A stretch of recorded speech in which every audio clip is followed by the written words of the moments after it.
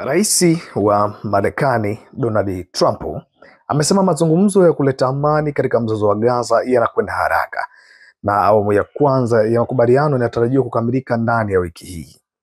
Anasema timu za kiufundi zitakutana tena siku ya Jumatatu nchini Misri ili kukamilisha utayarisho wa maelezo ya mwisho.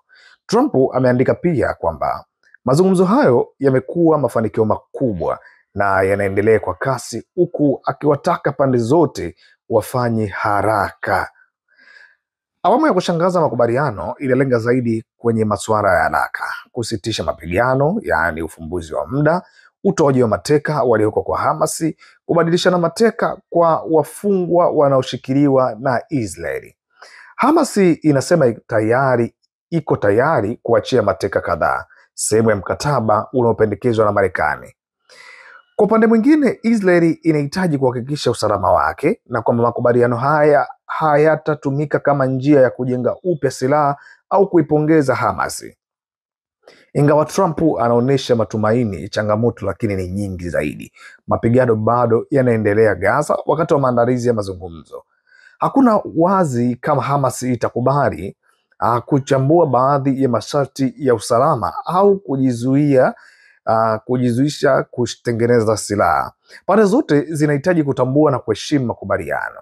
Ushirikiano wa kimataifa na mpango wa utekelezaji utakuwa muhimu sana. Jumapili hadi Jumatatu, timu za kiufundi zitakutana Misri ili kuhakikisha makubaliano ya awamu ya kwanza yanaendelea zaidi.